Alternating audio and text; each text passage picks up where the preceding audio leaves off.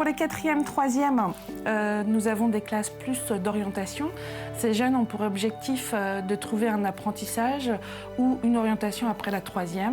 Nous avons aussi un bac pro SAPAT en 3 ans, seconde, première, terminale, en stage ou en apprentissage. Ce sont des jeunes qui se destinent à travailler auprès des personnes, auprès de différents publics, comme les enfants, les personnes âgées, les personnes en situation de handicap, mais aussi plus largement sur du tourisme rural ou sur de l'accueil.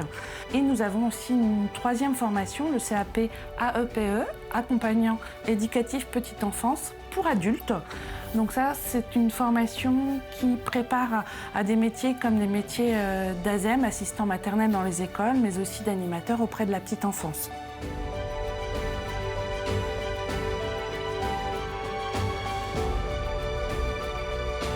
J'ai choisi de venir en MFR parce que du coup, c'est en alternance, donc comme je vais vous l'expliquer. Donc une semaine on est en stage, une semaine on est en cours. Donc ça nous apprend tout ce qui est la pratique, donc être avec les enfants, avec les personnes âgées, en restauration collective. Tout ça pour nous donner un peu plus d'expérience.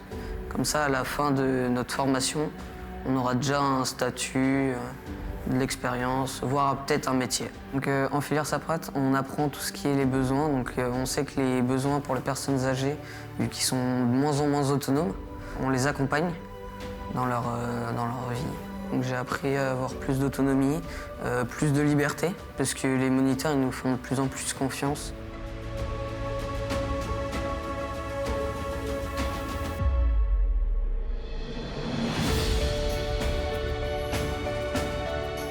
Je pense que tous ces temps un peu plus informels que les temps de salle de classe par exemple, le lien aussi qu'on peut avoir avec les familles, puisqu'on est avant tout une association familiale également, nous permettent de mettre en place en tout cas une confiance, des moments d'échange, des moments de discussion avec les élèves un peu plus fréquents. Et donc du coup je pense que les élèves se livrent un petit peu plus, ce qui nous permet de les connaître un peu plus et professionnellement et personnellement et de les accompagner au mieux dans leurs projets.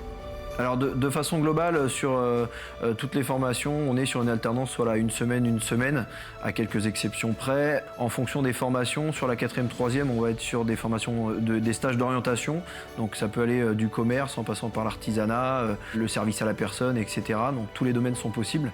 Et sur le bac pro service à la personne, du coup, on cible plutôt des lieux de stage.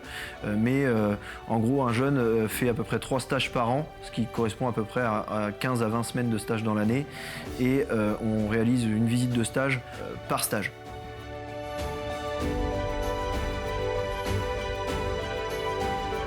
Les veillées, c'est très bien. Le sport, la danse, même les Uno, enfin beaucoup de choses comme ça. À la vie en collectivité, il y a ça, hein, on s'entraide tous ensemble. Dès que quelqu'un a une difficulté, on l'aide. J'ai beaucoup évolué par rapport à la maturité. J'entreprends plus les choses.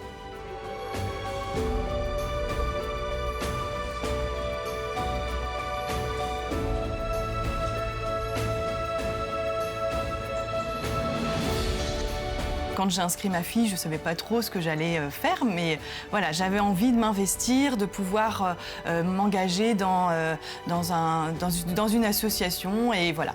Donc j'ai commencé en simple membre, et puis j'ai été secrétaire l'année dernière, et puis cette année je suis trésorière. Donc je viens donner un petit peu de mon temps, et voilà, on essaye de faire avec d'autres bénévoles, donc des travaux, des manifestations pour pouvoir apporter un petit peu de financement pour améliorer la vie quotidienne et la vie scolaire des jeunes. Et c'est vrai que les parents ont beaucoup d'interrogations sur notamment l'internat, comment est-ce que ça fonctionne. Donc on est là aussi pour les rassurer. Après, on essaye de leur dire que du coup, c'est bien aussi que les parents puissent s'investir dans la vie de leurs jeunes. Et on essaye en tant qu'administrateur de pouvoir les sécuriser et les accompagner dans l'inscription et dans leur parcours avec le jeune.